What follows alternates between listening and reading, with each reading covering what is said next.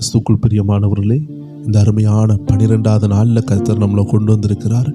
அவருடைய அன்பின் கரம் இந்த 21 நாள் உபவாச ஜெபத்தில் இறங்கி கிரியை செய்து கொண்டு இருக்கு.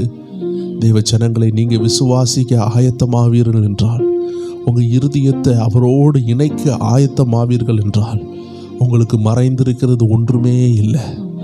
தேவனும் நம்ம ஒரே ஆவியாக மாற முடியும். கிறிஸ்துவை உடையவன், அவருடைய ஆவியை உடையவன். நீங்கள் ஆண்டவர்கிட்ட சொல்லுங்க, ஆண்டவரே நீரும் நானும் ஒன்றாக இணையணும். தேவச்சனமே, அதுதான் அந்த வாழ்க்கையினுடைய சந்தோஷம்.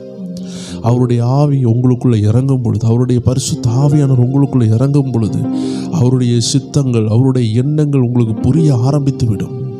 இந்த நாட்களில் தேவ ஜனங்கள் அநேக ஜப குறிப்புகளுக்கு ஜெபித்து கொண்டு இருப்பீங்க. ஆனால் ஒரு மேலான ஜப குறிப்பு உண்டு. ஆண்டவரே அப்பா, என்ன உம்மோடு இணைய பண்ணும் அப்பா அப்படின்னு ஜெபிக்க ஆரம்பியுங்கள். தேவச்சனமே, இந்த அருமையான உபாச ஜபத்தில் பங்கேற்று கொண்டிருக்கிற ஒவ்வொரு பேரையும் இயேசு கிறிஸ்துவின் நாமத்தினால வாழ்த்துகிறோம். நம்ம எல்லாரும் திரும்பியும் துதிக்க போகிறோம், ஜெபிக்க போகிறோம். ஆண்டோடைய வார்த்தைகளை கேட்க போகிறோம். நம்ம வாழ்க்கையில் நெக்ஸ்ட் ஸ்டெப் ஆண்டு கொண்டு வந்திருக்கிறார். அடுத்த படியை கொண்டு வந்திருக்கிறார். கால்கள் வைத்து ஏற வேண்டியது நம்மளுடைய கடமை. நமக்கு முன்னாடி படிகளை ஆண்டு வைத்திருக்கிறார். எத்தனை பேர் சொல்லுவீங்க, அப்பா நான் எத்தனையோ நாட்கள் முன்னேறணும்னு நினைத்தேன், மேலே ஏறணும்னு நினைத்தேன், ஆனால் எனக்குள்ள படிகள் தெரியாமல் இருந்தது. ஆனால் இந்த உபவாச ஜெபத்தில் யாக்கோபுக்கு ஒரு ஏணி இறங்கினது போல எனக்கு ஒரு ஏணி இறங்கி இருக்குதே. எனக்கு முன்னேறுகிறதுக்கு ஆவிக்குரிய வார்த்தைகளையும் விடுதலையும் நீர் கொண்டு வந்திருக்கிறீரே, இதில் நான் மேலே ஏறுவேன்பான்னு சொல்லுகிறவங்க எத்தனை பேர் இருக்கிறீங்க? எத்தனை பேர் இருக்கிறீங்க? தெய்வச்சனமே, இருக்கிற இடங்கள்ல அப்படியே சோத்திரங்களை பண்ணுங்க. உதடுகளின் கனியாகிய சோத்திரத்தை ஆண்டருக்கு ஆமென் ஆமென் ஹல்லேலூயா காணிக்கையாக கொடுங்க. ஹல்லேலூயா. இருக்கிற இடங்கள் அப்படியே துதிங்க. இன்னைக்கு ஒரு தீர்க்க தரிசனமான ஒரு பாடலை பாட போகிறோம். அந்த பாடல்கள் ஒவ்வொரு வரியும் உங்க வாழ்க்கையில நடக்கணும்னு சொல்லி உள்ளத்தின் ஆழத்துல இருந்து நீங்க பாட போகிறீங்க. இதில் உள்ள ஒவ்வொரு வரியும் தீர்க்க தரிசனம். தேவச்சனமே, உள்ளத்தில் இருந்து அதை ஏற்றுக்கொண்டு, ஆண்டவரை இந்த வார்த்தைகள் என் வாழ்க்கையில் நடக்கட்டும்னு இந்த பாடலை ருசித்து, அந்த வார்த்தைகளை ஆண்டவர் சமூகத்தில் ஆமென் அதை உணர்ந்து நம்ம பாட போகிறோம். தேவச்சனமே, நீங்கள் பாடும் பொழுதே நான் விசுவாசிக்கிறேன், உங்களுக்குள்ள வித்துகள் விதைக்கப்படும். ஆவிக்குரிய தீர்க்க தரிசன வார்த்தைகள் விதைக்கப்படும். நீங்கள் விரும்பினாலும் விரும்பாவிட்டாலும் கர்த்தர் உங்களை கரை சேர்ப்பார். ஒருவேளை சில காலங்கள் அவர் உங்களை மறந்தது போல இருக்கலாம். தேவச்சனமே, 5 வருஷம் 10 வருஷம் கர்த்தர் என்ன மறந்துட்டாரோ என்று அநேகர் ஏங்கிக் கொண்டிருக்கலாம். நோவாவை பாருங்கள், ஆண்டவர் சொன்னார் 40 நாள் மழை பெய்யும் சொன்னார். ஆனால் அதற்கு பிறகு அந்த 40 நாள் தண்ணி அடங்குறதற்கும், அந்த சவதிகள், அந்த தொழிகள், அதில் இருந்த எல்லா ஆமென் மழை தண்ணீர் தேங்கியிருந்த காரியங்கள், அந்த ஸ்டாக்னேஷன் மாறுகிறதற்கு 150 நாள் உள்ளே இருக்கணும்னு அவருக்கு தெரியாமல் போய்விட்டது. சில நேரம் ஆண்டவர் சில விஷயங்கள் நம்மள்கிட்ட சொல்லாமல் இருக்கலாம். உடனே சோர்ந்து போக வேண்டாம். 400 வருஷம் அடிமையாக இருப்பார்கள் சொன்ன இடத்துல இஸ்ரவேல் ஜனங்கள் 430 வருடம் அடிமையாக இருந்தார்கள். சில நேரம் காலங்கள் தாமதமாகலாம், சூழ்நிலைகள் தாமதமாகலாம். ஆண்டவர் பொய் சொன்னது போல மனிதர்கள், பிசாசும் உலகமும் நம்மள்கிட்ட அப்படியே கற்பனை வடிவங்களை கொண்டு வரலாம். ஆனால் ஒன்று மட்டும் நிச்சயம், வாக்குரைத்த தெய்வன் உண்மை உள்ளவர். சில நேரம் ஒரு பகுதியை பேசியிருப்பார், ஒரு பகுதி பேசாமல் இருப்பார். அவர் ஏதோ ஒன்றை சொல்லவில்லை என்று நீங்கள் கவலைப்படாதீர்கள். ஆபிரகாம் விசுவாசத்தோடு தன்னுடைய ஒரே மகனாகிய ஈசாக்கை பலி கொடுக்க அந்த அருமையான மலையில ஏறும் பொழுது அவர் உள்ளம் பதப்பதச்சிருக்கும். ஆண்டவரே, உமக்காக இந்த தியாகத்தை செய்ய போகிறேனேன்னு அவர் போகும் பொழுது மகன் கேட்கிறான், அப்பா பலி கொடுக்க போகிறோம், ஆடு எங்கன்னு கேட்கும் பொழுது ஒரே ஒரு விசுவாச வார்த்தை, என் தேவன் எல்லாம் பார்த்துக்கொள்வார், தேவன் பார்த்துக்கொள்வார். தேவச்சனமே, இன்னைக்கு உங்க சூழ்நிலைகள், காலங்கள், எதிர்காலங்கள் மறைக்கப்பட்டது போல இருக்கும் பொழுது, ஆபிரகாம் விசுவாசத்தின் தகப்பனாகி அவர் சொன்னது போல என் கர்த்தர் எல்லாம் பார்த்துக்கொள்வார்னு சொல்லி பாருங்க. கர்த்தரை நம்புகிற ஒருவருக்கும் ஒரு குறைவு இருக்காது. உங்க கல்யாண விஷயத்துல, உங்க திருமண விஷயத்துல, உங்க வேலை விஷயத்துல நீங்க இந்த வார்த்தையை தான் சொல்லணும். எந்த பிரச்சனை இருந்தாலும் இந்த வார்த்தையை சொல்லுங்க, கர்த்தர் பார்த்துக்கொள்வார், என் தேவன் எல்லாம் பார்த்துக்கொள்வார் சொல்லும் பொழுது, ஆபிரகாமை ஆண்டு வெட்கப்படுத்தவில்லை. அந்த இடத்துல ஆல்ரெடி ஒரு ஆட்டுக்குட்டி இருந்தது. அந்த ஆட்டுக்குட்டியை பலி கொடுத்தார்கள். எத்தனை பேர் விசுவாசிக்கிறீங்க? இன்னைக்கு ஏதோ ஒன்று மறைக்கப்பட்டது போல இருக்கலாம், ஆண்டவர் மறந்தது போல இருக்கலாம். ஒன்று மட்டும் சொல்லுகிறேன், என் ஆண்டவர் மறக்கவில்லை. என் ஆண்டவர் உங்களை மறக்கவில்லை. என் ஆண்டவர் உங்களை நடத்தி கொண்டிருக்கிறார். உங்க ப்ரமோஷனுக்கு நேராக நடத்தி கொண்டிருக்கிறார். உங்க ஊழியத்திற்கு நேராக உங்களை நடத்தி கொண்டிருக்கிறார். உங்க வெற்றிக்கு நேராக நடத்தி கொண்டிருக்கிறார். நீங்க மட்டும் அவருடைய கரத்தை விட்டு விட்டு வேற ஒரு திசையில் போய்விடாதீர்கள். அவர் செம்மையானதை செய்து கொண்டிருக்கிறார். நாம் தான் ஏதாவது செய்துவிடக் கூடாது. அவர் கைகளில் ஒப்பு கொடுத்து இந்த பாடலை விசுவாசத்தோடு பாட ஆரம்பியுங்கள் தேவச்சனமே. இதில் உள்ள ஒவ்வொரு லைனும் தீர்க்க தரிசனமான வரிகள். இது அப்படியே உங்க வாழ்க்கையில நிறைவேறும். உங்க வாழ்க்கை விடுதலையை காணும். நீங்கள் தேவனுக்காக சாதிப்பீர்கள். இது ஒரு சாதாரண நேரம் அல்ல. இது இயற்கைக்கு அப்பாற்பட்ட நேரம். இது கர்த்தருடைய ஆவியானவர் உங்கள் இருதயத்தில் விதைக்கிற நேரம். ஒப்பு கொடுப்பீங்களா? நல்ல நிலமாக உங்கள் இருதயத்தை விட்டு கொடுப்பீர்களா? தேவச்சனமே, வசனம் விதைக்கப்படுகிறது உண்மைதான். ஆனால் அது அறுவடை பண்ணப்படும் பொழுது 30ஆகவோ 60ஆகவோ குறைவாக அல்ல, 100 மடங்கு பதில் கொடுக்கணும்னா நீங்க நல்ல நிலமா இருக்கணும். ஆண்டவரே, என் இருதயத்தை ஒப்பு கொடுக்கிறேன்னு எத்தனை பேர் சொல்லுவீங்க? நல்ல நிலமாக மாற என்ன ஒப்பு கொடுக்கிறேன்ப்பான்னு எத்தனை பேர் சொல்லுவீங்க? எல்லாரும் சேர்ந்து அப்படியே சொல்லுவோம். தேவஜனமே, ஆனந்த தூதி ஓலி கேட்கும், ஆடல் பாடல் சத்தமும் தொனிக்கும், ஆகாயவின் வீணாய் அவர் ஜனம் பெருகும், ஆண்டவர் வாக்கு பலிக்கும். ஆகாயவின் வீணாய் அவர் ஜனம் பெருகும், ஆண்டவர் வாக்கு பலிக்கும். ஆனந்த துதி ஒலி. இதை யாரெல்லாம் கேட்டுக்கொண்டு இருக்கிறீங்களோ, நம்ம தேசத்துல ஆனந்த துதி ஒலி கேட்கும். ஓ, உங்க குடும்பத்துல கேட்கும். விசுவாசத்தோடு சொல்லுங்களேன். ஆடல் பாடல் சத்தமும், சண்டையின் துணி மாறும், உற்சாகம் வரும். வீட்டுல நீதிமானின் வீட்டில் கம்பீர சத்தம் உண்டாகும். தேவச்சனமே, ஆண்டவர் வாக்கு பலிக்கும், ஆகாயவின் வீணாய் அவர் ஜனம் பெருகும், ஆண்டவர் வாக்கு. ஒருக்கா கூட சொல்வோமா? உள்ளத்தின் ஆழத்துல இருந்து ஆனந்த துதி ஒலி கேட்கும், கேட்கும். ஆடல் பாடல் சத்தமும் தொனிக்கும், தொனிக்கும். ஆனந்த துதி ஒலி கேட்கும், ஆடல் பாடல் சத்தமும் தொனிக்கும். ஆகாயவின் மீனாய் அவர் ஜனம் பெருகும், ஆண்டவர் வாக்கு பலிக்கும். ஆகாயவின் மீனாய் அவர் ஜனம் பெருகும், ஆண்டவர் வாக்கு பலிக்கும். ஆண்டவர் வாக்கு பலிக்கும். மகிமைப்படுத்துவேன் என்றாரே, மகிமனின் பாசம் பெரிது. மங்காத புகழுடன் வாழ்வோம், மாட்சி பெற்று உயர்ந்திடுவோமே. மகிமைப்படுத்துவேன். எத்தனை சொல்றீங்க? மகிமைப்படுத்துவார். உங்களை மகிமைப்படுத்துவார் தேவச்சனமே. மங்காத புகழுடன் வாழ்வோம், மாட்சி பெற்று உயர்ந்திடுவோம். எல்லாரும் சேர்ந்து சொல்ல போறோம். குறுகிட மாட்டோம், குன்றிட மாட்டோம். கரையில்லா தேவனின் வாக்கு. எல்லாரும் சொல்லுவோம். குறுகிட மாட்டோம், குன்றிட மாட்டோம், கரையில்லா தேவனின். ஒருக்கா கூட சொல்லுங்க. குறுகிட மாட்டோம், குன்றிட மாட்டோம், கரையில்லா தேவனின். எல்லாரும் சேர்ந்து செப நேர குடும்பத்தாரை சொல்லுங்க. நாங்கள் குறுக மாட்டோம், நாங்கள் குன்ற மாட்டோம். இது என் தேவனுடைய வாக்கு. சொல்லுங்க, சொல்லுங்க.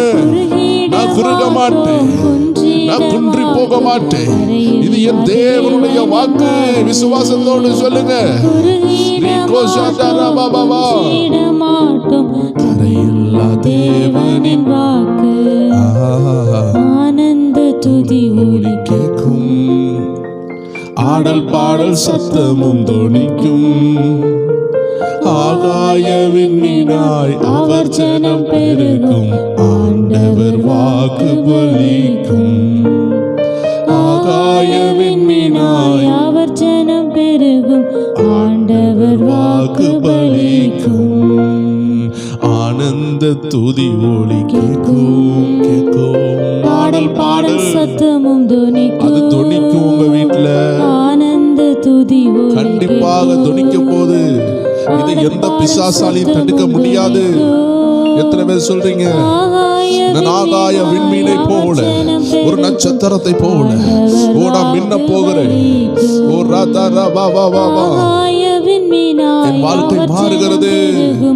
ஆண்டவர் வாக்கு பலிக்கும் ஆண்டவர் வாக்கு பலிக்கும் ஆதி நிலை எகுவோமே ஆசீர் திரும்ப பெறுவோமே நாமே பாலான மண்மேடுகள் யாவும் பாராளும் எந்தன் மனையாகும் ஆதி நிலை எகுவோமே ஆசீர் திரும்ப பெறுவோமே பாலான மண்மேடுகள் யாவும் பாராளும் எந்தன் மனையாகும். சொல்லுவோம் சிறை வாழ்வு மறையும் எல்லாரும் சேர்ந்து சியோனின் மகிமை திரும்பும் சிறை வாழ்வு மறையும் சீர்வாழ்வு மலரும் சியோனின் மகிமை கூட எல்லாரும் சேர்ந்து சிறை வாழ்வு மறையும் சீர்வாழ்வு மலரும் சியோனின் மகிமை தீரும். சகோதரியே, அருமையான சகோதரா, உன் சிறை வாழ்வு மறையும், அது நிச்சயமாக மறையும். உன் கண்ணீருக்கு பதில் உண்டு, உன் பிள்ளைகளின் கண்ணீருக்கு பதில் உண்டு, உன் ஜெபத்திற்கு பதில் உண்டு. தேவ ஜனமே, யாரும் அதை தடுக்க முடியாது. பரலோகம் உங்களுக்காக திறக்கும், பரலோக கதவுகள் திறக்கும், உங்களுடைய பதில் வரும். அந்த நேரம் எல்லா சத்துருக்களும் சலிட்டு அடித்து நிற்பார்கள். அந்த நேரம் உங்களை யாராலும் தடுக்க முடியாது. ஏன்னா உங்களை உயர்த்துகிறது கர்த்தர், உங்களை உயர்த்துகிறது பரலோக அரசாங்கம். மொர்தெகாயே, நீ எழும்புவ, உன் முகம் ஜொலிக்கும். ஓ எஸ்தரே, நீ எழும்புவ, உன் முகம் கலையினால் நிரப்பப்படும். உன்னை தடுக்க முடியாது என்று ஆவியானவர் சொல்லுகிறார். மகிமை திரும்பும் ஒருக்கா கூட சிறை வாழ்வு மறையும் சீர்வாழ்வு மலரும் சியோனின் மகிமை திரும்பும். சிறை வாழ்வு மறையும் சீர்வாழ்வு மலரும் சியோனின் மகிமை திரும்பும். அந்த சியோனின் மகிமை திரும்பும். ஆனந்த துதி ஒலி கேட்கும் ஆடல் பாடல் சத்தமும் தொனிக்கும். ஆகாய விண்மீனாய் அவர் ஜனம் பெருகும் ஆண்டவர் வாக்கு பலிக்கும் ஆண்டவர் வாக்கு பலி. ஆவியானவர் உங்களோடு பேசிக்கொண்டிருக்கிறார், ஒவ்வொருவரோடு பேசிக்கொண்டிருக்கிறார். தேவச்சனமே, உங்க சிறை வாழ்வுல கர்த்தருடைய கரம் இறங்கி கொண்டிருக்கு. எந்த சூழ்நிலையில இருந்தாலும் ஆண்டவருடைய மகிமை உங்க சிறை வாழ்வை மறக்கவில்லை. அந்த சிறைக்கு பின்னாடி ஒரு சிங்காசனம் இருக்கிறதை சத்துரு அறிந்திருக்கிறான். அதனாலதான் உங்களை சோர்வுபடுத்தி கொண்டிருக்கிறான். எத்தனை பேர் சொல்றீங்க? இருக்கிற இடத்துல அப்படியே விசுவாசத்தோடு சொல்லுங்க, சிறை வாழ்வு மறையும் சீர்வாழ்வு மலரும் சியோனின் மகிமை திரும்பும். சிறை வாழ்வு மறையும் சீர்வாழ்வு மலரும் சியோனின் மகிமை திரும்பும். தேவச்சனமே, சிம்சோன் பின்வாங்கி போனார், எல்லாவற்றையும் இழந்தார். அவருடைய அபிஷேகத்தை இழந்து நின்றார். அழைப்பை இழந்து நிற்கும் பொழுது ஆண்டவர் ஒரு ஜெபம் பண்றார். அப்பா, எனக்கு ஒரு விசை இறங்குங்கப்பா, என் வாழ்க்கையில நான் ரொம்ப மோசமா போயிட்டேன்ப்பா அப்படின்னு சொல்லும் பொழுது அவருக்குள்ள அவருடைய அபூர்வ வல்லமை, பரிசுத்த ஆவியின் வல்லமை இறங்கினது. இந்த பாக்கியம் சவுல் ராஜாவுக்கு கிடைக்கவில்லை. அவர் கர்த்தர் சமூகத்தில் மனம் திரும்பவில்லை. ஆனால் மனம் திரும்புற தேவ பிள்ளைக்கு என்ன நடக்கும் தெரியுமா? வேதம் சொல்லுது, இது வரைக்கும் அவன் கொண்டிராத ஒரு வெற்றியை அந்த கடைசி நிமிடத்தில் கர்த்தர் அவன் கையில் கொடுத்தார். எத்தனை பேர் விசுவாசிக்கிறீங்க? ஒரு கடைசி நேரத்தில் ஒரு மாற்றம் உண்டானது. யோனாவுடைய வாழ்க்கையில் பாருங்கள், யோனா ஒரு மீனின் வயிற்றுக்குள் இருக்கும் பொழுது அந்த கடைசி நொடியில் ஒரு பெரிய மாற்றத்தை கர்த்தர் கட்டளையிட்டார். ஒருவேளை என் வாழ்க்கை தவறாக போய்விடும் என்று நினைக்கும் பொழுது கெட்ட குமாரனுக்கு புத்தி வந்தது போல கர்த்தர் இந்த நாட்கள்ல நமக்கு தெளிந்த புத்தியை தருகிறார். அதனால தான் தேவ ஜனங்கள் இணைந்து சொல்லணும், சிறை வாழ்வு மறையும் சீர்வாழ்வு மலரும் சீயோனின் மகிமை திரும்பும். சிறை வாழ்வு மறையும் சீர்வாழ்வு மலரும் சீயோனின் மகிமை தீரும். அந்த வரிகளை உணர்ந்து சொல்லுங்க. சிறை வாழ்வு மறையும். உங்க குடும்பத்தில் உள்ள சிறை வாழ்வு மறைய பண்ணுவா. அப்பா கரத்தை டைட்டா பிடிச்சுக்கோங்க, அது கண்டிப்பாக நடக்கும். சிறை வாழ்வு ஓ தேங்க்யூ லார்ட். மலரும் சீயோனின் மகிமை. எல்லாரும் சேர்ந்து ஒரு வரி சொல்லி ஆராதிப்போமா? ஆனந்த துதி ஒலி கேட்கும், ஆடல் பாடல் சத்தமும் தொனிக்கும். ஆகாய விண்மீனாய் அவர் ஜனம் பெருகும், ஆண்டவர் வாக்கு பலிக்கும். ஆகாய விண்மீனாய் அவர் ஜனம் பெருகும், ஆண்டவர் வாக்கு பலிக்கும். விடுதலை முழங்கிடுவோமே, விக்கீனம் யாவும் மகளும். இடுக்கண்கள் சூழ்ந்திடும் வேலை இரட்சகன் மீட்பருள்வாரே. விடுதலை விடுதலை முழங்கிடுவோமே, விக்கீனம் யாவும் மகளும். இடுக்கண்கள் சூழ்ந்திடும் வேலை இரட்சகன் மீட்பருள்வாரே. சொல்லுங்க சொல்லுங்க. நுகங்கள் முறிந்திடும், கட்டுகள் அருந்திடும், விடுதலை பெருவிழா. குடும்பத்தாரே, எத்தனை பேர் தீர்க்க தரிசன வார்த்தை ஏற்றுக்கொள்றீங்க? உங்க நுகங்கள் முறியும் நாட்கள் வந்திருக்கிறது. விடுதலையின் பெருவிழா நாட்கள் வந்திருக்கிறது. திருமண கொண்டாட்டங்கள் உங்க வீட்டில் நடக்கும், செலிப்ரேஷன்ஸ் நடக்கும், குழந்தைகள் பெருவிழா உண்டாகும் உண்டாகும் உண்டாகும். தீர்க்க தரிசிகள் எழும்புவார்கள், ஊழியர்கள் எழும்புவார்கள். பரலோகம் உங்க வீட்டுல இருக்கிறத உங்கள் ஜனங்கள் காணும். கர்த்தர் உங்க கூட இருக்கிறத உங்க கிராமம், உங்க சிட்டி, உங்க டவுன் காண போகிறது. எல்லாரும் சொல்லுவோம், நுகங்கள் முறிந்திடும், கட்டுகள் அருந்திடும், விடுதலை பெருவிழா காண்போம். அல்லேலூயா. நுகங்கள், எல்லா நுகங்கள் உடையும், எல்லா நுகத்தையும் கர்த்தர் உடைத்தெறிந்து உங்களை எழும்ப பண்ணுவா, உங்களை எழும்ப பண்ணுவா. இன்னைக்கு அநேகர் அபிஷேகிக்கிறார். உங்கள் நாவு அபிஷேகத்தினால் நிரம்புது. உங்கள் உச்சம் தலை முதல் உள்ளம் கால் வரைக்கும் நுகங்களை உடைக்கிற ஒரு அபிஷேகம் இறங்குது. ஆமென் ஆமென். நுகங்கள் உடைந்திடும், கட்டுகள் அருந்திடும், விடுதலை பெருவிழா காண்போம். ஆனந்த துதி ஒலி கேட்கும், ஓ ஆடல் பாடல் சத்தமும் தொனிக்கும் தொனிக்கும். ஆகாய விண்மீனாய் அவர் ஜனம் பெருகும், ஆண்டவர் வாக்கு பலிக்கும். ஆகாய விண்மீனாய் அவர் ஜனம் பெருகும், ஆண்டவர் வாக்கு பலிக்கும். ஆண்டவர் வாக்கு பலிக்கும். ஆண்டவர் உங்களை பார்த்து சொல்றாரு, யாக்கோபு நடுங்கிடுவோ. நீங்க பயப்படுவீங்களா? யாக்கோபின் இல்ல இல்ல, என் துணை, என் தேவன். அமெரிக்கை வாழ்வை அழைப்போம், ஆண்டவர் மார்பில் சுகிப்போம். சொல்லுங்க. யாக்கோபு நடுங்கிடுவான். ஓ யாக்கோபே, நீ பயப்படுவாயா? யாக்கோபின் தேவன், உன் தேவன் உன் துணையா இருக்கும் பொழுது அமெரிக்கை வாழ்வை அமெரிக்கை வாழ்வும் உண்டு. பயப்படாதீர்கள். உங்க குடும்பம் அமைதியான இடத்துக்கு வரும். சிதறாத மனமும் பரிசாக தேவன் உங்களுக்கு தரப்போறது என்ன தெரியுமா? பதறாத வாழ்வு, சிதறாத மனமும் பரிசாக அளிப்பார். சொல்லுங்க சொல்லுங்க. பதறாத வாழ்வும் சிதறாத மனமும் பரிசாக. எல்லாரும் சேர்ந்து சொல்லுங்க. பதறாத பதறாத வாழ்வும், ஓ பதறாத மனம் வருகிறது, சிதறாத மனம் வருகிறது. ஒரு பதறாத வாழ்க்கையை கர்த்தர் தர போறாரு. ஓ, பரிசாய் தர போறாரு. கர்த்தரை தேடி வந்தீங்களே, என்ன கிடைக்கும் நினைக்கிறீங்களா? கர்த்தர் தருகிறார். பதறாத வாழ்க்கையை தருகிறார். சிதறாத வாழ்வு வருது. பதறாத வாழ்க்கை, சிதறாத மனம் கர்த்தர் தருகிறார்.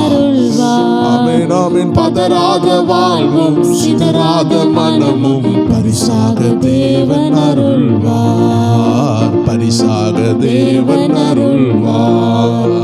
ஆனந்த துதி ஒலி கேட்கும். எல்லாரும் சொல்லுவோம், ஆடல் பாடல் சத்தமும் துதிக்கும்.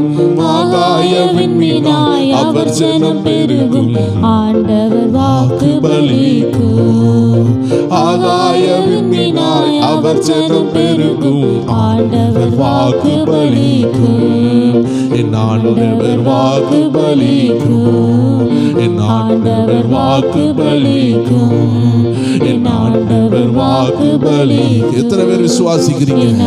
ஓ, நீங்க சொல்ல சொல்ல கர்த்தர் அப்படியே ரெஜிஸ்டர் பண்ணுகிறாரு, அப்படியே எழுதி வைக்கிறாரு. நீங்க விசுவாசிக்கிறது உங்களுக்கு நடக்கும். உங்க விசுவாசம் தான் உங்க ஃபியூச்சர். உங்க விசுவாசம் தான் உங்க நம்பிக்கை தான் உங்க எதிர்காலம். எத்தனை பேர் சொல்றீங்க, என் அப்பா என் வாழ்க்கையில கிரியை செய்கிறா, என் அப்பா என் வாழ்க்கையில் கிரியை செய்ய தொடங்கி விட்டார். விசுவாசம் முழங்குவோம், வெற்றியை காண்போம். தாவீது சொன்னார், இந்த விருது சேதனம் இல்லாத கோலியாத்து, தேவனுடைய நாமத்தை தரித்து கொள்ளாத இந்த கோலியாத்து எம்மாத்திரம். அபிஷேகம் பண்ணப்பட்ட தேவச்சனமே, தேவனுடைய ரத்தத்தினால் கழுவப்பட்ட தேவச்சனமே, உங்களுக்கு ஒப்பானவர் யார்? உங்களுக்கு நிகரான தேவச்சனம் எது? இப்படிப்பட்ட உன்னதமான தேவனுடைய நாமத்தை தரித்து கொண்ட தேவச்சனமே, அந்த நாமத்திற்குள்ள மகிமையையும் பலத்தையும் தெரிவிக்க கர்த்தர் உங்களை அழைத்திருக்கிறார். நெடுநாள காத்திருக்கிறீங்களா? இந்த தீர்க்க தரிசன வரிகள் அப்படியே இருக்கிற இடங்கள்ல இருந்து அப்படியே சொல்லுங்க. குறுகிட மாட்டோம், குன்றிட மாட்டோம், கரையில்லா தேவனின் வாக்கு. குறுகிட மாட்டோம், குன்றிட மாட்டோம், கரையில்லா தேவனின் வாக்கு. அது கரையில்லா தேவனின் வாக்கு. ஆவியானவர் சொல்லுகிறார், இன்னையிலிருந்து 3 வருஷமோ 5 வருஷமோ கடந்து நீங்க திரும்பி பார்க்கும் பொழுது இந்த உபாச ஜெபத்தில் ஆண்டவர் நீங்க கொடுக்கிற வார்த்தையை நீங்க பார்ப்பீங்க. இன்னைக்கு உங்க சூழ்நிலை என்னன்னு தெரியல, உங்க ஃபியூச்சர் என்னன்னு தெரியல, எப்படி நான் கடந்து போவேன்னு தெரியல. ஆனா ஒரு 5 வருடம் கழித்த பிறகு நீங்க சொல்வீங்க, குறுகவே இல்ல, குன்றவே இல்ல, கரையில்லா தேவன் சொன்னார், என் கரையில்லா தேவன் சொன்னார். சொல்ல வைப்பார். எத்தனை பேர் விசுவாசிக்கிறீங்க தேவச்சனமே? எத்தனை பேர் விசுவாசிக்கிறீங்க? இந்த பாடலை நீங்க சாதா பாட்டா பாடிட்டு போவாதீங்க. உங்க வாழ்க்கை விசுவாசம் என்ற டார்ச்சை அடித்து பாருங்கள். ஃபியூச்சர்ல என்ன இருக்குதுன்னு தெரியுது. ஃபியூச்சர்ல பார்த்து ஆண்டு சொல்றாரு, குறியிட மாட்டீங்க, குன்றிட மாட்டீங்க. வசனம் அழகாக அந்த வார்த்தையில் உள்ள ஆவியானவருடைய வார்த்தை இப்படி இருக்குது, சிறைவாழ்வு மறையும், சீர்வாழ்வு மலரும், சியோனின் மகிமை திரும்பும். ஓ, சிறை வாழ்வு மறையும், சீர்வாழ்வு மலரும், சியோனின் மகிமை. எந்த நிலைமையில இருந்தாலும் உங்களை பார்த்து ஆவியானவர் சொல்லுகிறாரு. ஒரு 5 வருஷம் 10 வருஷம் கழிச்சிட்டு சொல்வீங்க, என் சிறை வாழ்வு மாறினது, வந்தது, சியோனின் மகிமையும் வந்தது. ஓ, சியோனின் மகிமையும் வந்தது. தேவ ஜனங்களே, ஒரு காலத்துல பரிசுத்த ஆவியானா என்றால் என்ன? அந்த ஆவியின் அபிஷேகம்னா என்ன? ஆவியானவர் எப்படி நடத்துவார்? பல ஆண்டுகளுக்கு முன்பாக நானும் யோசித்தது உண்டு. என் தாயும் தகப்பன் ஊழியத்தில் இருக்கிறாங்களே, இந்த ஒரு மகிமை எனக்கு வராதா? இந்த ஆவியானவர் என்னை நடத்த மாட்டாரா என்ற பொழுது உபத்திரவம் கூடினது. தனிமையில் வந்தேன், யாரும் என் கூட இல்லை. அந்த போராட்டத்தில் தான் நான் கண்டுபிடிச்சேன், என்ன கர்த்தர் தனிமையில கொண்டு போறதே காரணம் அவர் என் கூட இருக்கிறத கண்டுபிடிக்கிறதுக்கு தான். எனக்கு எல்லாரும் என்ன ஒதுக்கின பொழுது தான் நான் கண்டுபிடிச்சேன், என் கூட ஒருவர் இருக்கிறாரு, என் கூட ஒருத்தர் இருக்கிறார். நான் கண்டுபிடிக்கணும்னா எல்லாரை விட்டு நான் பிரிந்து வர வேண்டிய ஒரு சூழ்நிலை உண்டு. மோசையை பாருங்க, மலை உச்சியில தனித்து இருக்கும் பொழுது, ஆடுகள் மட்டும் இருக்கும் பொழுது, ஆடுகள் பிரச்சனை இல்லை, ஏன்னா மனுஷன் தான் நம்ம மனசை குழப்புவோம். ஆடுகள் பாவம் மேமேன்னு கத்திட்டு அது போக்குல இருக்குது, வாயில்லாத ஜீவன்கள். ஆனா நாக்கு உள்ள பேசக்கூடிய யாரும் மோசை கூட அந்த மலையில இல்லாத நேரத்துல மோசையினுடைய எதிர்காலம் தொடங்கினது. மோசையினுடைய கண்கள் தேவனுடைய தரிசனத்தை கண்டது.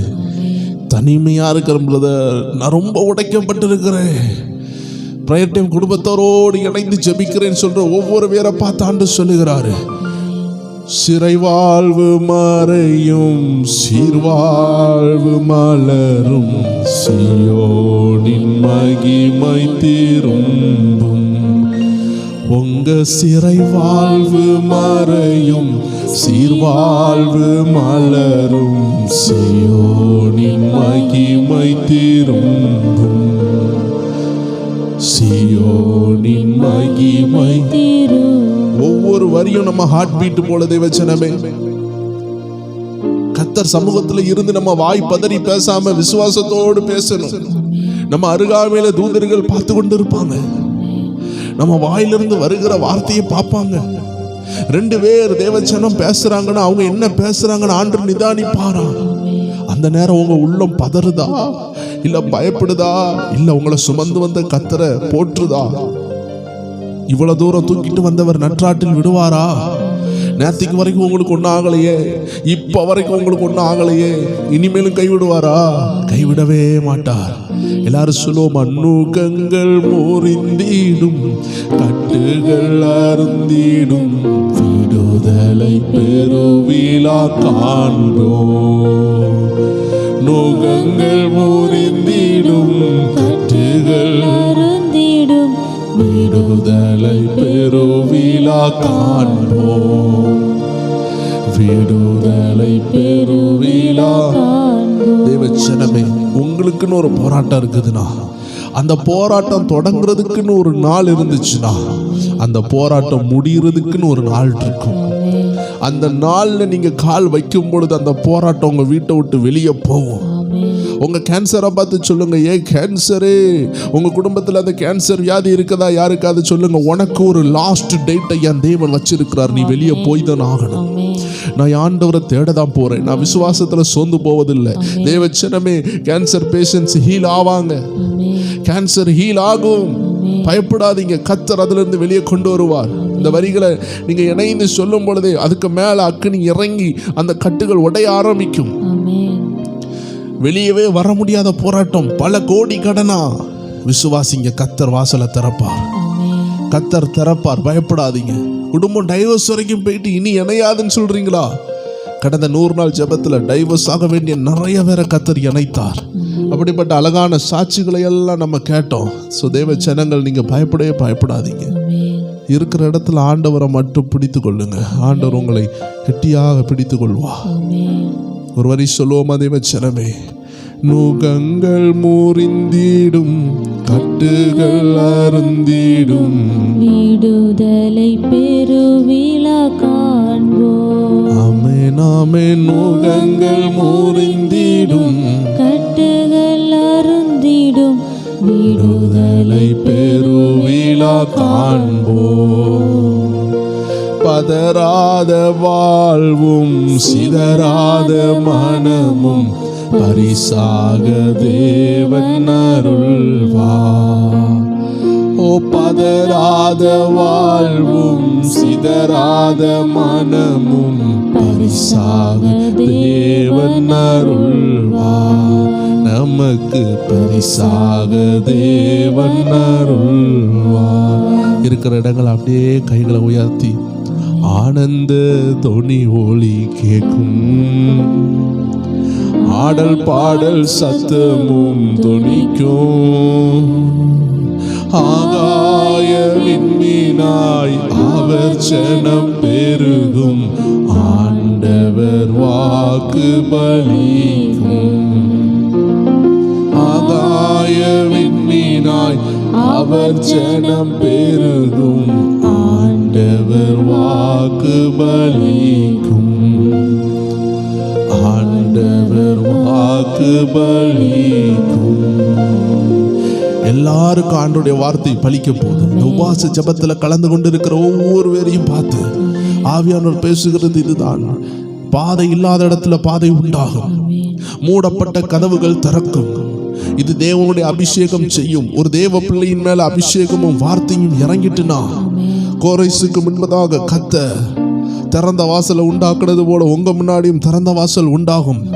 Anointing attracts people. Anointing open the gates.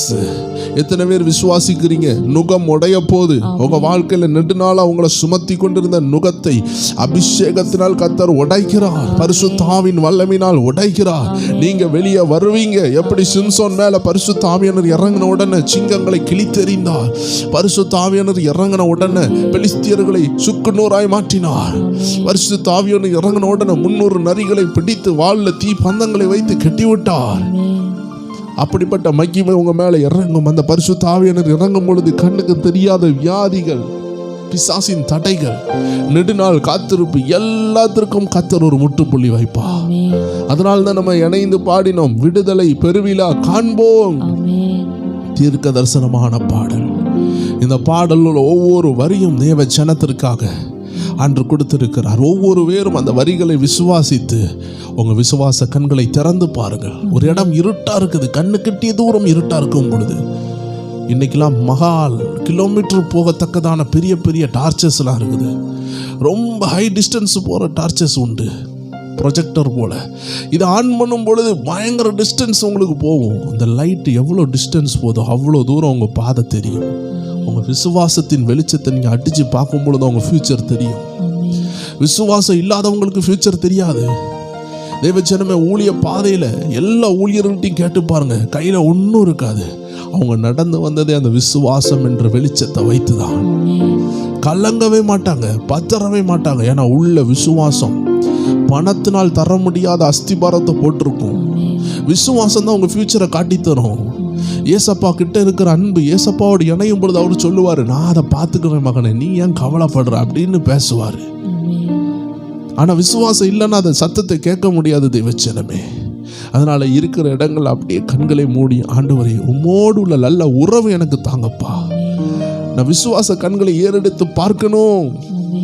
என் உலக கண்களை நான் திறந்து பார்க்கும் பொழுது உலகம் மட்டும்தான் தெரியுது, கரண்ட் சிச்சுவேஷன் தான் தெரியுது. ஆனால் என் ஆவிக்குரிய கண்ணை திறணும் என்று எத்தனை பேர் ஜெபிக்கிறீங்க?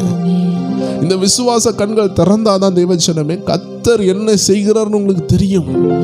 எல்லாரும் இன்னைக்கு இணைந்து ஜெபிக்க போறோம். இருக்கிற இடங்கள் அப்படியே கண்களை மூடி ஆண்டவர்கிட்ட கேளுங்க, அப்பா என் விசுவாச கண்களை திறங்க, உம்முடைய விசுவாசத்தினால் என்னை நிரப்புங்கன்னு கேளுங்க. ஆண்டவரே, என்னை விசுவாசத்தில் பார்க்க உதவி செய்யுங்கப்பா. என்னுடைய எல்லா லிமிட்டேஷன்ஸை தாண்டி உண்மை பார்க்க உதவி செய்யுங்கப்பான்னு கேளுங்க தேவச்சனமே. உள்ளத்தின் ஆழத்திலிருந்து ஆண்டவரை பார்த்து கேளுங்க. இதில் இருக்கிற ஒவ்வொரு பேரும் சாதனையாளர்கள். இதை கேட்டுக்கொண்டிருக்கிற யாராக இருந்தாலும் சரி, ஏசப்பாவுடைய பெரிய திட்டம், ஒரு பெரிய நோக்கம் உங்கள் மேலே இருக்கிறதுனால தான் இங்கே கொண்டு வந்திருக்கிறாரு. ஆனால் உங்களுக்கு தேவை இந்த மாம்ச கண்ணின் பார்வை அல்ல, உங்களுக்கு விசுவாச கண்களின் பார்வை தேவை. வசனம் சொல்லுகிறது, தரிசித்து நடவாமல் விசுவாசித்து நடங்கள் என்று வேதம் சொல்லுகிறதே. எல்லாரும் ஜெபிப்போமா? ஹல்லேலூயா, ஹல்லேலூயா. எல்லாரும் உள்ளத்தின் ஆழத்தில் இருந்த ஆண்டவரே எங்கள் கண்களை திறந்தரலும் என்று ஜெபியுங்கள். தேவச்சனமே, உங்க கிட்டதான் உங்களுடைய திறந்த வாசல் இருக்கும். ஆனா அதை பார்க்க விடாதபடி சத்துரு நீண்ட நாட்களாக, ஆண்டுகளாக போராடி கொண்டு இருப்பான். உங்க அருகாமையில் உங்க விடுதலை இருக்கும். உங்க அருகாமையில் உங்க விடுதலை இருக்கும்.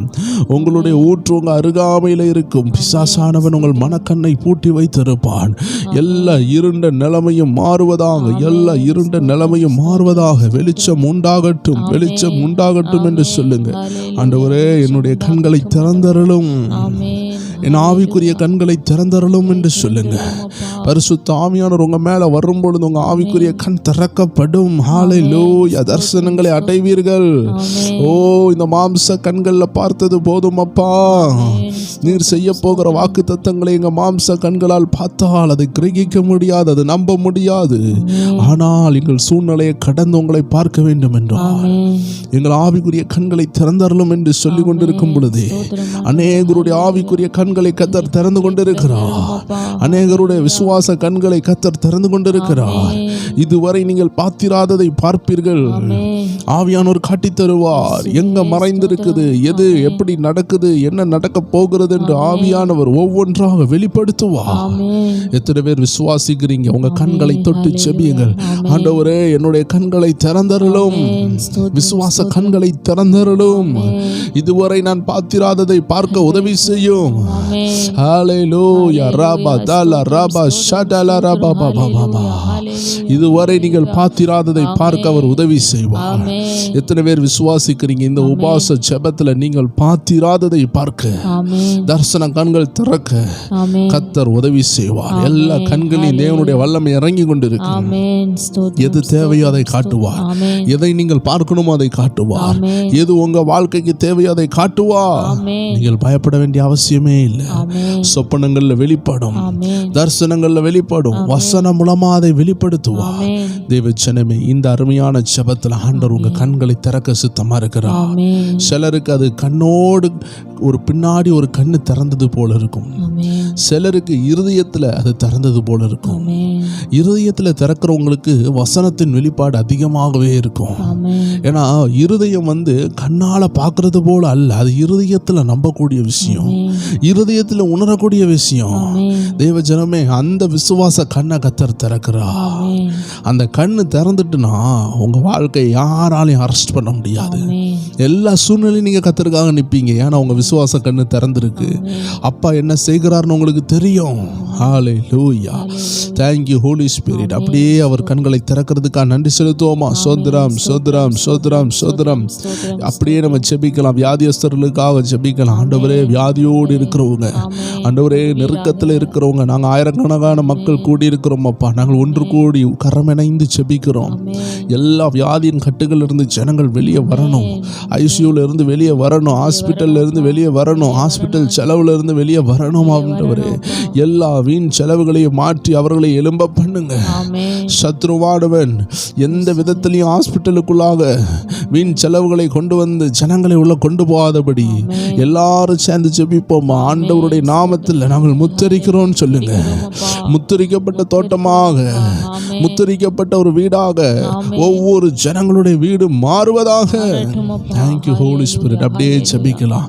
அணு தினமும் குட்டி போதையில குடும்பத்தையே வெறுக்க பண்ணுகிற தகப்பன்மார், பிள்ளைகள், வாலிப மூர்க்கமுள்ள பிள்ளைகளை எல்லாம் கத்தர் தொடர்றதுக்கு எல்லாரும் இருக்கிற இடத்துல அப்படியே ஜெபிப்போமா. குடும்பத்துல பிள்ளைகளை ஆண்டு தொடணும். கணவரை தொடணும், குடும்பத்தை தொடணும், குடும்பத்தில் உள்ள குழப்பங்களை மாற்றணும். இப்படிப்பட்ட போத வஸ்துகள்ல இருந்து வெளியே வரணும் என்று சொல்லுங்களேன். ஹalleluya, ஹalleluya. போதைக்கு அடிமைப்பட்டிருக்கிற யாரா இருந்தாலும் இந்த ஜெப நாட்கள் நாங்கள் ஜெபிக்கிறோம் அப்பா. எங்கள் ஜெபம் வீணாகுவதில்லை. நாங்கள் ஒரு மனதோடு ஆயிரக்கணக்கான மக்கள் இணைந்து ஜெபிக்கிறோம். அந்த போதையின் கட்டு உடையட்டும், வெளியே எழும்பி வருவார்களாக, சாட்சிகளாய் நிறுத்துங்கப்பா. ஆம் தேவ ஜனமே, அப்படியே கூடியிருக்கிற ஒவ்வொரு பேருடைய ஃபினான்சியல் ஓப்பனிங், உங்களுடைய திறந்த வாசலுக்காக ஜெபிக்க போகிறோம். நீங்க இருக்கிற இடத்துல ஆண்டவரை நோக்கி பாருங்க. ஆண்டவர் உங்க வருமானத்தை திறக்கணும். நிறைய பேர் பொருளாதாரத்தில் ரொம்ப கஷ்டத்தில் பின்தங்கி இருக்கிறாங்க. அந்த நிலைமையில இருந்து கர்த்தர் வெளியே கொண்டு வர நம்ம ஜெபிப்போமா? ஹalleluya. எல்லா கரங்கள் இணைந்து நம்ம ஜெபித்து கொண்டு இருக்கும் பொழுது யார் யாருக்கு உள்ள திறந்த வாசல் எங்கே இருந்தாலும் அது அவங்க கிட்ட வரணும். எல்லா பூட்டும் திறக்கப்படணும். எல்லாரும் ஜெபிப்போமா. இருக்கிற இடத்துல ஆண்டவரே, உம்முடைய தேவ பிள்ளைகளுக்கு என்ன குறைவு இருக்குதோ அதை அப்படியே நிறைவேற்றுங்க. அந்த குறைவெல்லாம் மாறட்டும். சிங்க குட்டிகள் பட்னியா இருக்கும், தாழ்ச்சியா இருந்தாலும் கர்த்தரை தேடுவதற்கு குறைவில்லைன்னு சொன்னீரே. இந்த ஜனங்கள் ஒவ்வொரு பேருக்கும் தேவையானதை கொடுப்பீராக. இஸ்ரவேல் ஜனங்கள் முறுமுறுத்தது போல நாங்கள் முறுமுறுத்து விடாதபடி, எங்கள் சாந்தம் சோதிக்கப்படாதபடி, நாங்கள் உமக்கு உண்மையாய் வாழ, உலக இச்சைகளில் விழுந்து விடாதபடி, இம்மைக்குள்ள ஆசீர்வாதத்துக்காக மறுமையை வெறுத்து விடாதபடி எங்கள் ஒவ்வொரு பேருக்கும் திராணிக்கு மிஞ்சின சோதனை வேண்டாம். ஆமென். திராணிக்கு தக்கதான பலனை தந்து திறந்த வாசலை கொடுப்பீராக அப்பா. ஊழியர்களாக நாங்கள் செபிக்கிறோம். திறந்த வாசல் உண்டாக செபிக்கிறோம். இயேசுவின் நாமத்தில் செபிக்கிறோம் நல்ல பிதாவே. ஆமென், ஆமென், ஆமென். நாம் கிறிஸ்துவுக்குள் பிரியமானவர்களே, இந்த உபவாச நாட்களில் கர்த்தர் விசேஷமாக நம்ம விசுவாச கண்களை திறக்கிறார். ஆமென். விசுவாசம் என்றால் என்ன? ஒரு வசனத்தை ஆமென் ஒவ்வொன்றாக உணவு போல சாப்பிட்டா நமக்கு உண்டாக போகிறது விசுவாசம். ஒரு விசுவாசம் சும்மா வராது. கண்களில் பார்க்கிற தரிசனம் மட்டுமல்ல தேவச்சனமே, இருதயத்தில் உண்டாகிற தேவ பலன். வசனத்தை வாசிக்கும் பொழுது நமக்கு உண்டாகிறது தான் விசுவாசம். என்னுடைய வாழ்க்கையில் நான் சாட்சியாக சொல்ல முடியும். ஊழிய ஆரம்பத்தில் என் கையில் இருந்தது ஃபுல்லாக விசுவாசம். எனக்கு அதை பற்றி தெரியாது. எனக்கு கர்த்தர் என்னை இப்படி நடத்துவார், இப்படி கொண்டு போவார், இப்படி மாற்றுவார், எல்லாம் என் ஆவியில் எனக்கு ஆண்டவர் உணர்த்திக்கிட்டே இருப்பார். அப்போ என்கிட்ட யாராவது என்னை அவிசுவாசமாக ஏதாவது பேசும் பொழுது அவங்க சொல்கிறத நான் நம்பவே மாட்டேன். இன்றைக்கி யாராவது உங்களை இப்படி உனக்கு நடக்காது, அப்படி நடக்காதுன்னு சொல்லும் பொழுது நிறைய பேர் சோர்ந்து போயிடுவாங்க. ஆனால் என்னுடைய வாழ்க்கையில் நான் ஒரு நாளும் யாராவது அப்படி சொல்லும் பொழுது சோர்ந்து போக மாட்டேன். ஏன்னா என் உள்ளத்துக்குள்ளே பணம் நிரப்பி இருந்துச்சா, பட்டம் நிரப்பி இருந்துச்சா, பதவி நிரப்பி இருந்துச்சா, இல்லை ஆள்பலன் இருந்துச்சான்னு ஆழ்ந்து யோசிக்கும் பொழுது எனக்குள்ள விசுவாசம் நிரம்பி இருந்தது. நம்ம போகிற பாதையில் நிறைய பேர் சொல்லுவாங்க, நீ போகும்பொழுது சிங்கத்தை பார்ப்ப, புளியை பார்ப்ப, அதை பார்ப்ப. பட் ஆனால் கர்த்தர் உங்கள்கிட்ட பேசுகிறாரு, நான் இதெல்லாம் தாண்டி உன்னை கொண்டு போயிடுவேன், நீ அங்கேருந்து இன்னொரு இடத்துக்கு போவ, நீ அங்கேருந்து இப்படி செய்வேன்னு சொல்லும் பொழுது உங்களுடைய ஆரம்ப பயணத்தை கண்டு பயப்படுத்தின யாராலையும் உங்களை தடுக்க முடியாது. காரணம், உங்கள் பாதையினுடைய முடிவு வரைக்கும் உங்களுக்கு வெளிச்சமாக தெரியுது. கர்த்தர் மரண பரியந்தம் நடத்துவார். கர்த்தர் ஒவ்வொரு நாளும் நடத்துவார். கர்த்தர் நித்தமும் நடத்துவார். இதெல்லாம் உங்கள் இருதயத்தில் இருக்கும் பொழுதும் உங்களை யாராலும் அசைக்க முடியாது. இன்னைக்கு பிசாசு திருடுகிறதே அந்த விசுவாசம் தான். பாருங்க, நாகமான் ஒரு மனிதர் இருந்தார். அந்த நாகமானை பார்த்து தீர்க்கதரிசி சொல்றாரு, நீ போய் 7 தடவை என்ன செய், முங்குன்னு சொல்றாரு.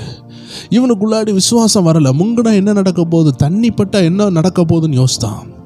ஆண்டவர் எதிர்பார்த்தது, நீ 7 தடவை முங்கு, நீ கீழ்ப்படி, அவ்வளோதான். பட் அவனுக்கு என்னன்னா, இதில் முங்குனா எனக்கு சுகம் வந்துருமான்னு யோசித்தான். தேவச்சனமே, விசுவாச கண்கள் இருந்திருந்தா அவன் சாந்தமாக போய் முங்கியிருப்பான். ஸோ நம்ம விசுவாச கண்ணு செயலிழந்திருக்குதுன்னா அதுக்கு காரணம், நம்மளால் கீழ்ப்படிய முடியாது, வசனத்தை நம்ப முடியாது, வசனம் சொல்கிறதை ஏற்றுக்கொள்ள முடியாது. வசனம் சொல்லும் நாளைய தினத்தை குறித்து கவலைப்படாதுன்னு. பட் நம்ம அடுத்த நிமிஷத்துக்காக கவலைப்பட்டு கொண்டு இருப்போம். நம்ம சூழ்நிலை அப்படி இருக்கும். ஆனால் ஆண்டவர் சொல்றார், வசனத்தை நம்புங்க, ஒன்றும் நடக்க போகாது, ஒன்றும் ஆபத்து வராது. குடித்துட்டு கணவர் கத்தியை வச்சுட்டு கையில் நின்னா கூட உங்கள் கையில் வசனம் இருக்கும் என்றால் அவரால் வெட்ட முடியாது. இதை நான் ஒரு அனுபவ சாட்சியாக ஒரு வீடியோ ரிலீஸ் பண்ணியிருந்தேன். 20 ஆண்டுகளுக்கு முன்னாடி மெண்டலான ஒரு கணவரை தேடி ஒரு குடும்பம் போகும் பொழுது அந்த ஆள் கத்தி எடுத்துட்டு வருவார்னு ஒரு தீர்க்கதரிசி சொல்லி அனுப்புகிறாரு. இதே போல் இந்த ரெஸ்கியூ டீம் போகும்பொழுது அவர் பெரிய கத்தியை கையில் வச்சுட்டு வராரு. அந்த ஜனங்கள் அந்த கத்தியை பிடுங்க பார்க்குறாங்க, பிடுங்கவே முடியலை. ஆனால் அங்கே செவிக்க வந்த நபர்கள் இயேசுவின் நாமம் சொல்கிறாங்க. உடனே அந்த கத்தியை அவன் கீழே விட்டுட்டான். தேவஜனமே, நல்லா யோசித்து பாருங்க. உங்களுக்கு மோசமான கணவர் இருக்கலாம், மோசமான வாலிப பிள்ளைகள் இருக்கலாம். உங்களுக்குள்ள இயேசுவின் நாமம் இருக்குதான்னு பாருங்க. அந்த இயேசுவின் நாமத்தை நேசிங்க. அந்த இயேசுவின் நாமத்திற்கு முன்னாடி எல்லா பிசாசும் அடங்கும். ஆனால் நம்ம அந்த ஃபெல்லோஷிப்புக்குள்ளே இல்லாமல் நம்ம விசுவாசத்தை இழந்து விடுவோம். விசுவாசத்தை தற்சமயம் டெம்பரரியாக 2 நிமிஷம் இழந்தால் கூட ஆபத்து தான். நீங்கள் வேகமாக ஒரு காரை ஓட்டி கொண்டு போகிறீங்க. அப்படி வேகமாக ஓட்டும் பொழுது ரோடு வளைஞ்சு போய் கொண்டு இருக்கு. இந்த நேரத்தில் ஒரு 2 நிமிஷம் கண்ணை மூடினா என்ன ஆகும்? 2 நிமிஷம் தான் கண்ணை மூடுறீங்க, வாகனம் தெரித்து எங்கேயாவது போய் உருண்டு விழுந்துடும். இதே போல தேவச்சனமே, ஆவிக்குரிய வாழ்க்கையிலையும் நம்ம விசுவாச கண்ணை 2 நிமிஷம் மூடினாலும், 2 நிமிஷம் நம்ம கர்த்தரை விசுவாசி காட்டாலும் நம்ம உடனே மாம்சத்தில் சண்டை போட ஆரம்பிச்சிருவோம். ஏன் நம்ம இன்னைக்கு அநேகர் சண்டை போட்டு போராட்டத்தில் உட்காந்துருக்கிறோன்னா, நம்ம விசுவாச கண்கள் பூட்டப்பட்டதுனால, நம்ம பார்வை இழந்ததுனால. ஸோ தேவச்சனமே, நம்ம எப்படி பார்வை இழக்கிறோன்னு வேதவசனம் அழகாக சொல்லுகிறது. நம்ம இன்னைக்கு வாசித்துருவோம். 2 பேதுரு 1ஆம் அதிகாரம் 9ஆவது வசனத்தை வாசிக்க பார்க்கலாம். இவைகள் இல்லாதவன் எவனோ அவன் முன் செய்த பாவங்களற தான் சுத்திகரிக்கப்பட்டதை மறந்து கண் சொருகி போன குருடனா இருக்கிறான். பாருங்களேன், ரட்சிக்கப்பட்ட ஒரு மனுஷனை பத்தி தான் சொல்லுது. அவன் விசுவாசத்தை இழக்கும் பொழுது, தேவனுடைய கையில் உள்ள அந்த அழைப்பை அவன் மறக்கும் பொழுது, தேவன் எதற்காக அழைத்தாரோ அந்த ஆவிக்குரிய அழைப்பை மாம்ச பிரகாரமாக பார்க்கும் பொழுது தேவ ஜனமே அவன் என்ன ஆகிறான்னா குருடனாக மாறுறான். கண்ணு சொருகி போயிடுது. அப்படின்னா என்னன்னா, ஆவிக்குரிய வாழ்க்கையை மாம்ச கண்ணால் பார்க்கவே கூடாது.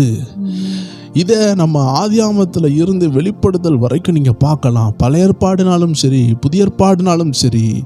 பழைய ஏற்பாட்டில் பேசினதும் தேவன் தான், புதிய ஏற்பாட்டில் பேசினதும் தேவன் தான். தேவன் ஆவியாக இருக்கிறார். ஆவியான தேவனை நீங்கள் மாம்சத்தை கொண்டு புரிந்து கொள்ளவே முடியாது. அதனால தான் ஆவிக்குரிய மறுபடி பிறப்பை நமக்கு தந்திருக்கிறார். நம்ம அதனால தான் ஆவியில் ஜெபிக்க வேண்டியதாக இருக்குது. ஏன்னா நம்மளுடைய ஆவியானவர், நமக்குள்ளே இருக்கிற ஆவி தான் பரிசுத்த ஆவியானவரோடு கம்யூனிகேட் பண்ணி தேவனுடைய ஆழங்களை கண்டுபிடிக்கும்.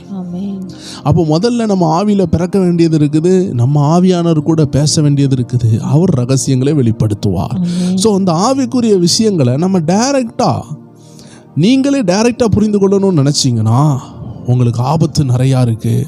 நிறைய பேர் இந்த வேதத்தை பரிசுத்த ஆவியின் உதவியோடு படிக்காமல், மறுபடி பிறக்காமல் படித்து, சொந்த ஆலோசனையினால் பைபிளை அப்படி வாசித்து அப்படி லைன் பண்ணி வச்சுருப்பாங்க. ஒரு வசனம் இத்தனை சென்டிமீட்டர், இத்தனை நீளம், இத்தனை வரிகள்னு படித்து வச்சுருப்பாங்க.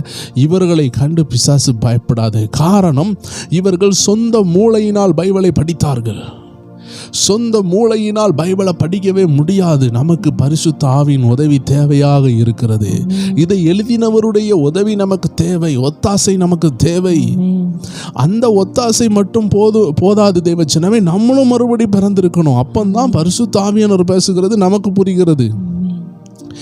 சரி, இப்போ இந்த விசுவாச கண்கள் நம்ம பூட்டப்படும் பொழுது நம்ம சொந்தமாக ஆவிக்குரிய வாழ்க்கையை தேவனுடைய உதவி இல்லாமல் அப்படியே நம்ம வாழ ஆரம்பித்தோன்னா நம்ம சிந்தனையில் வாழ ஆரம்பிச்சிருவோம். அதாவது நீதிமான் விசுவாசத்தினால் நீதிமான் பிழைப்பான். நம்ம அறிவினால் பிழைப்போன்னு பைபிளில் சொல்லலை.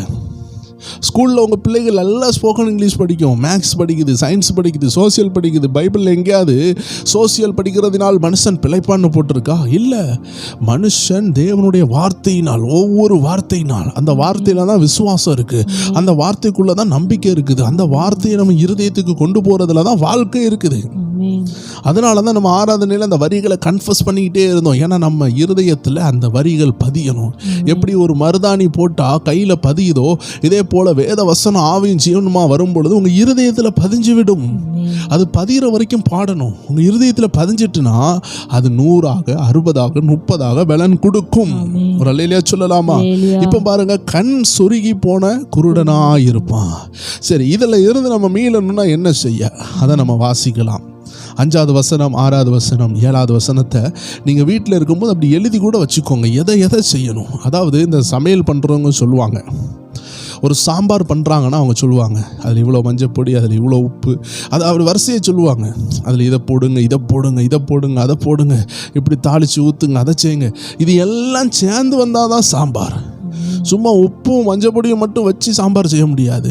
உப்பும் மஞ்சப்பொடியும் தண்ணியும் கலக்கினா அது என்ன பேர்? மஞ்சள் தண்ணி. அதுக்குள்ளே காய்கறி வேணும், அதுக்குள்ளே பருப்பு வேணும், அதுக்குள்ளாடி சுவையான தேவையான ஒவ்வொரு இன்க்ரீடியன்ஸும் தேவைப்படுது. இது எல்லாம் சேர்ந்து வர்றது தான் சாம்பார்.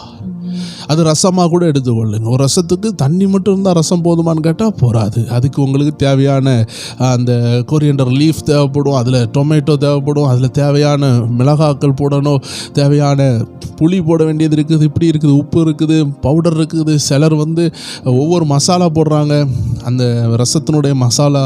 இப்படி எல்லாம் சேர்ந்து வந்தால் தான் ஒரு சாதாரண ரசமே உண்டாகுது தேவச்சனமே. அதே போல் நம்ம விசுவாச வாழ்க்கையில் செம்மையான ஒரு பார்வை உண்டாகணும்னா எதை எப்படி போடணும்னு அழகாக ஒரு சமையல் இங்கே போட்டிருக்கு. நல்லா நினைவு வச்சுக்கோங்க. 2 பேதுரு 1வது அதிகாரம் 5வது வசனத்திலிருந்து ஒரு சமையல் இருக்குதுன்னு படிச்சுக்கொள்ளுங்க. அந்த சமையல் தான் ஒரு அருமையான பிரேக்ஃபாஸ்ட். உங்கள் வயிறு நிரம்பக்கூடிய ஒரு வாழ்க்கையை அது தரும். என்ன சமையல்னு பார்த்துடலாமா? இப்படி இருக்க நீங்கள் அதிக ஜாக்கிரதை உள்ளவர்களாய். நம்பர் 1, இப்போ நீங்க அதிக ஜாக்கிரதையா இருந்து என்ன செய்யணும்னா உங்கள் விசுவாசத்தோட தைரியத்தையும். ஃபர்ஸ்ட் சொல்றாரு விசுவாசம் தான் கண்ணு. இது ஏன் கண்ணுன்னு சொல்றேன்னா 2 கொரிந்தியர் 5:6 சொல்லுது, தரிசித்து நடவாமல் விசுவாசித்து நடக்கணும். ஸோ தேவ ஜனமே, இது உங்க ஆவிக்குரிய கண்ணு. இந்த கண்ணு பலவீனமாக இருந்தால் என்ன ஆட் பண்ண சொல்கிறாரு? தைரியத்தை ஆட் பண்ணுங்க. ஏன்னா தைரியம் இல்லாமல் போச்சுன்னா உங்கள் பார்வை செதற ஆரம்பிக்கும். ஒரு எதிரி உங்களை கொல்ல துரத்துறான்னு நீங்கள் சொல்லும் பொழுது எப்படி ஓடுவீங்க? உங்கள் பார்வை எங்கே தப்பிச்சு ஓடலான்னு பதறும். உங்கள் கண் அப்படியே துடிக்கும், எங்கே ஓடலாம், பின்னாடி ஒருத்தன் துரத்தி வரானே, ஒரு சிங்கம் துரத்துது, ஒரு பாம்பு துரத்துது, ஒரு யானை துரத்தும் பொழுது உங்கள் பார்வை பயமாக இருக்கும். அப்போ முதல்ல உங்கள் பயத்தை நிறுத்தினா உங்கள் பார்வை தெளிவாக கிடைக்கும். ஸோ இப்போ ஆண்டவர் சொல்றார், தைரியத்தை கூட்டு, பயப்படாத, விசுவாசத்தை ஸ்ட்ராங் ஆக்கு, தைரியத்தை கூட்டி தியானி, செபி அப்படின்னு சொல்றாரு. இப்போ விசுவாசத்தோடு என்னத்தை கூட்டணும்? தைரியத்தை. இப்போ தைரியத்தோடு எதை கூட்டணும்? ஞானத்தையும். ஒரு அல்லேலூயா சொல்லலாமா?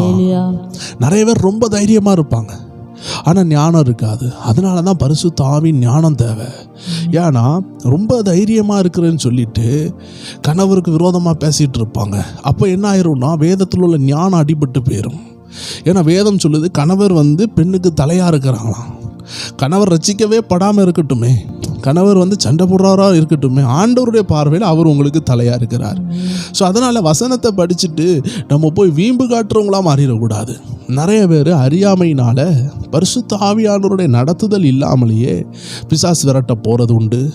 அடுத்த வீட்டில் உள்ள அந்த கட்டுகள், கயிறுகள், பில்லி சூனிய தாயத்துக்களை எல்லாம் அறுக்க போவாங்க. இவங்க விசுவாசத்தில் என்ன செய்கிறாங்க? பரிசுத்த ஆவி நடத்துதல் இல்லை, விசுவாசம் மட்டும்தான் இருக்குது, ஒரு தைரியம் இருக்குது, ஆனால் ஞானம் இல்லை. இந்த ஞானம் இருந்தால் தான் நம்ம பரிசுத்த ஆவியானோடு நம்ம பேசி ஆவியானவர் போக சொல்கிறாரான்னு பார்க்கணும். அடுத்த வீட்டுக்குள்ளே தகடு இருக்கும், அது இருக்கும். அவங்க சில ஆடுகளையோ ரத்தத்தெல்லாம் சிந்தி அதை செஞ்சுருப்பாங்க. சாக்ரிஃபைஸ் நிறைய இருக்குது.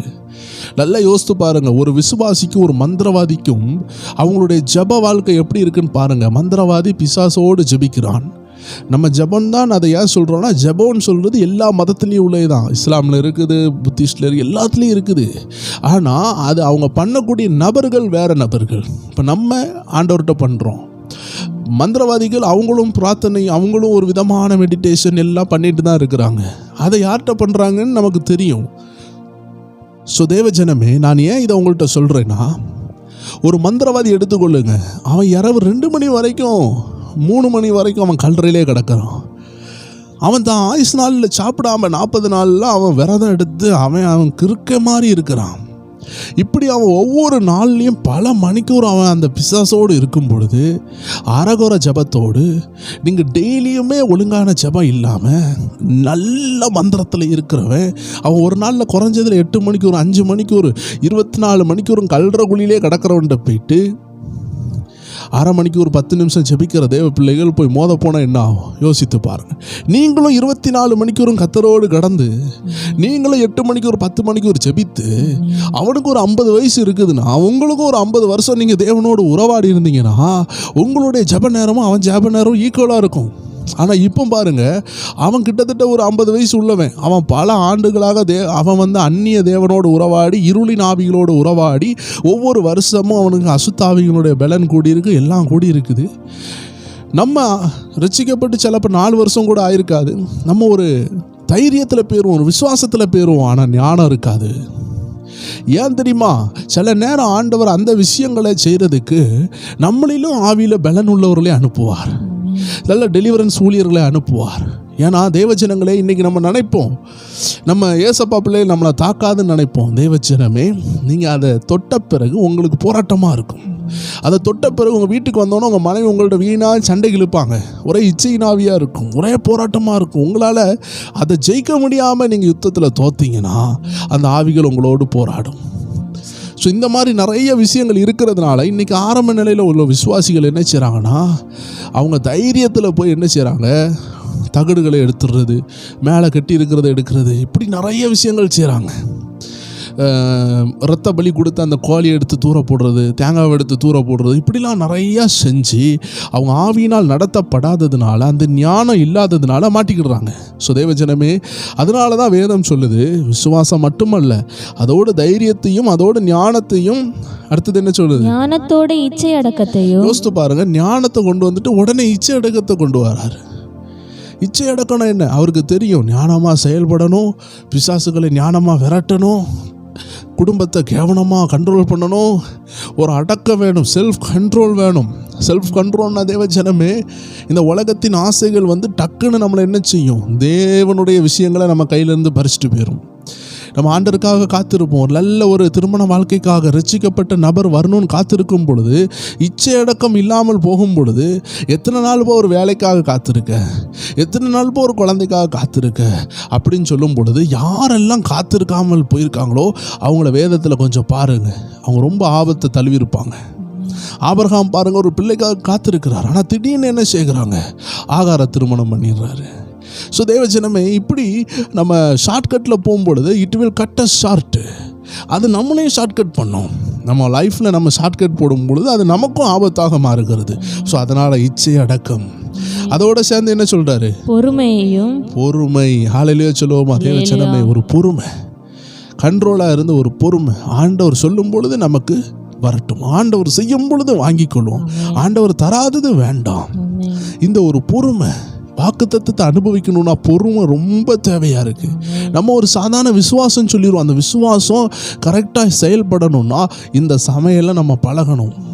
ஒரு தேவ பிள்ளைக்குள்ளாடி தைரியம் மட்டும் இருக்குதுன்னா அவங்க போய் எல்லாத்தையும் வம்பிழுத்துட்டு வந்துடுவாங்க, பெரிய பெரிய அதிகாரிட்டெல்லாம் வம்பிழுத்துட்டு வந்துடுவாங்க. ஆண்டு சொல்லுவார், நான் வந்துட்டு அப்படி சொன்னேன்னா, நீ சும்மா தைரியமாக போய் பேசிட்டு வந்துட்ட, இப்போ எல்லா ஆவியும் அவங்கள துரத்திக்கிட்டு இருக்கும். அவங்க தேவனுடைய நடத்துதலே இல்லாமல் எல்லா விஷயத்தையும் செஞ்சுட்டு வந்துடுவாங்க. அதனால் ஒரு விஷயத்தை செய்கிறதுக்கு முன்னாடி நம்ம போய் பெரிய ஆட்கள்கிட்ட பேசுறதுக்கு முன்னாடி ஆண்டவர்கிட்ட பேசி, ஆண்டவரே இதை நான் செய்யட்டுமா? பழைய ஏற்பாட்டில் உள்ள தாவீது கூட எதை எடுத்தாலும் ஆண்டவர்கிட்ட கேட்டு தான் செஞ்சார். புதிய ஏற்பாட்டில் உள்ள நம்ம அப்போ எவ்வளோ அதிகமாக ஆண்டவரோடு பேச வேண்டும், எவ்வளோ அதிகமாக கேட்கணும். எனக்கு ஒரு ஊழியரை தெரியும், அவர்கிட்ட ஆண்டவர் சொல்லுவாராம், இந்த வாட்சை போடாத, இந்த ஷர்ட்டை போடாத, இதை போடு, இப்படி செய், இப்படி அக்கறையாக ஆவியானவர் பேசுகிறதுக்கு ஆயத்தமாக இருக்கும் பொழுது நம்ம ஏன் அந்த சத்தத்துக்கு செவி கொடுக்கக்கூடாது? ஆண்டவரே நான் இதை நடத்த போகட்டுமா வேண்டாமான்னு சொன்னால் இருதயத்தில் அழகாக அப்படி காமிச்சு தருவார் பாருங்கள். அப்படியே உணர முடியும் நம்மளால், இதை செய்யாத, இதில் கலக்கமாக இருக்குது, இது உனக்குள்ளது கிடையாது, இது வேண்டாம் அப்படின்னு அழகாக சொல்லுவார். சில நேரம் சொல்லுவார், இது உன்னுடையது, நீ போ, நீ கண்ணால் பார்க்காத, நீ பார்க்கும் பொழுது அது பயமாக தான் இருக்கும், நீ போ, நான் உன்னை பயன்படுத்துவேன்னு சொல்லுவார். ஸோ சூழ்நிலையை பார்க்காம கர்த்தர் சொல்கிறத உணர்ந்து நம்ம போக வேண்டும். அதுதான் தேவன் அழைக்கிற ஒரு அழைப்பு. இப்போ பொறுமையோடு என்ன செய்யணும், தேவ பக்தியையும். ஒரு அல்லேலூயா சொல்லுவோமா? தேவ பக்தி. நிறைய பேர் இந்த தேவ பக்தியை விட்டுருவாங்க, விசுவாசமாக இருப்பாங்க, ஆனால் தேவ பக்தி இருந்தால் தான் நம்ம யாரையும் எதிர்த்து பேச மாட்டோம். ஏன்னா நமக்குள்ள தேவ பக்தி இருக்கும், தேவனை குறித்து ஒரு அன்பு இருக்கும், தேவ நாமம் படக்கூடாதுன்னு நம்ம என்ன செய்வோம், ரோட்டில் நம்ம விஷயங்களை வெளியே சண்டை போட மாட்டோம். சில நேரம் குடும்பங்களில் போராட்டம் வரும், ஆனால் தேவ பக்தின்னு ஒன்று இருந்துச்சுன்னா உங்கள் வீட்டில் ஒரு விண்டோவை தாண்டி உங்கள் சவுண்டு வெளியே போகாது. உங்கள் விண்டோவை பூட்டுவீங்க, போராட்டம் வர்றது உண்டு, சண்டைகள் வர்றது உண்டு. வீட்டில் எந்த வீட்டில் தான் போராட்டம் இல்லை, சண்டைகள் இல்லை, பிசாசு கொண்டு வருவான். ஆனால் அந்த முறுமுறுப்புக்கு சத்தம் கூட வெளியே போகக்கூடாதுன்னு உங்களை பாதுகாக்க போகிறது தேவ பக்தி தான். எங்கள் வீட்டில் வந்துட்டு போட்டு நாங்கள் அதை அட்ஜஸ்ட் பண்ணி சரியாக்கிக்கிடுவோம், வசனத்தை வச்சு ஜோம் பண்ணி நாங்கள் மாற்றிடுவோம். என் வீட்டில் நடக்கிறது அடுத்த வீட்டுக்கு தெரியக்கூடாது, என் வீட்டில் துதியின் சத்தம் தான் இருக்கணும்னு தீர்மானம் எடுக்க பண்ணுகிறதே தேவ பக்தி. அதோட என்ன செய்யணுமா, சகோதர ஸ்நேகத்தையும், அதோடு சகோதர ஸ்நேகத்தோட அன்பையும் கூட்டி வழங்குங்கள். அல்லேலூயா சொல்லுவோமா? ஒரு சத்தமான ஒரு அல்லேலூயா இருக்கிற இடத்துல இப்போ சகோதர ஸ்நேகம். நம்ம எப்பவுமே அடுத்தவங்களை நேசிக்கணும். அடுத்தவங்களை நம்ம ரோட்டில் கொண்டு வருவோம், நிந்திக்கவோ, 4 பேரை மாட்டி விட்டு நமக்கு நல்ல பேர் வாங்குற ஒரு இருதயம் நமக்கு இருக்கவே கூடாது. நம்ம தியாகம் சகிச்சு நம்ம நல்ல பேர் வாங்கலாமே தவிர அடுத்தவங்களை மாட்டி விட்டு ஒரு நல்ல பேர் இல்லை. அது சபையோ எந்த இடமோ ஆண்டு சொல்கிறாரு, ஒரு விசுவாசம் நம்ம நினச்சி கொண்டு இருக்கிறோம், அதுக்கு கீழே இவ்வளோ மெட்டீரியல்ஸ் இருக்குது, இவ்வளோ விஷயங்கள் இருக்குது. இப்போ சகோதர ஸ்நேகம் இது எல்லாம் சேர்ந்து இருக்கணும். ஒரு ஆளை பகைச்சிக்கிட்டு நம்ம நல்லவங்க மாதிரி செஞ்சு ஆண்டவருக்கு அது பிரியா இருக்காது, நம்ம விசுவாச கண் பூட்டப்பட்டுரும். அதோட அன்பு, இந்த அன்பையும் கூட்டி வழங்கணும். நம்ம வாழ்கிற வீட்டுனாலும் சரி, சபைனாலும் சரி, அந்த இடத்துல சகோதர ஸ்நேகம், அன்பு, இது எல்லாம் இப்போ பார்த்தீங்களா, நான் சொன்னேன் ஒரு சமையல்னு சொன்னேன், இது எல்லாம் நம்ம லைஃபுக்குள்ளே இம்பேக்ட் பண்ணணும். இதில் ஏதாவது கம்மியாக தான் பார்க்கணும். இந்த டிரைவர்ஸ் பெட்ரோல் குறையுதா, இன்ஜின் ஆயில் குறையுதா, பிரேக் ஆயில் குறையுதா, எல்லாம் கவனிச்சுக்கிட்டே இருப்பாங்க. இதே போல் ஆவிக்குரிய வாழ்க்கையில் நம்ம வாஸ்த விஷயங்களில் விசுவாசம், தைரியம், ஞானம், இச்சையடக்கம், பொறுமை, தேவபக்தி, சகோதர ஸ்நேகம், அன்பு, இது ஏதாவது குறையுதான்னு பார்த்து கொண்டே இருக்கணும். இதில் குறையுதுன்னா உடனே நம்ம அந்த விஷயத்தை தியானித்து நம்ம நிறைவாகணும், நம்ம இருதயத்தை நிறைக்கணும். வசனம் சொல்லுது, 8வது வசனம் வாசிக்கலாம். இவைகள் உங்களுக்கு உண்டாயிருந்து பெருகினால். பார்த்தீங்களா, இவைகள் எது? நம்ம வாசித்தவைகள் இருந்து பெருகினால் உங்களை நம்முடைய கர்த்தராகிய இயேசு கிறிஸ்துவை அறிகிற அறிவிலே வீணரும் கனியற்றவர்களுமா இருக்க ஒட்டாது. அல்லேலூயா சொல்லுவோமா?